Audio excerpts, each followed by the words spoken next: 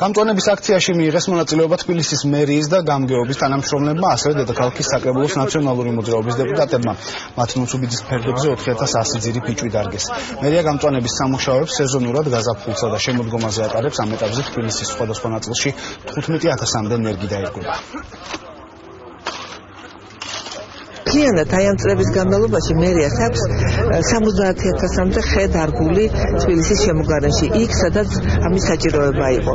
ჩვენ ვიღებთ რა მონაწილეობას ამ აქციაში, ამით ამავე დროს მოუწოდებთ და მაგალითს ვაძლევთ ყველა მას, ვისაც სურს მონაწილეობა მიიღოს თბილისის ირგვლივ გამწვანებასა და აი ასეთ ეკოლოგიური არის ფაქტიურად ეს ღონისძიება და აი ამ ღონისძიებებში ჩვენ უნდა შევქმნათ ახალი გამწვანების ზონები და მეორეს მხრივ რაც ძალიან მნიშვნელოვანია ასევე თბილისში ურბანული განვითარება არ უნდა მოხდეს გამწვანების ზონების შემცირების ხაზზე. ეს ტერიტორია რომლის განაშენიანებაც ახლა მიმდინარეობს ძალიან ბევრს სხვადასხვა დროს უნდა ასე თქვა თვალი დადებული და იმედია ეს 4000 ნერგის დარგვა იქნება სერიოზული პრევენცია მომავალში რომ ვერასოდეს ამ ტერიტორიაზე მშენებლობა ვერ წარმართოს.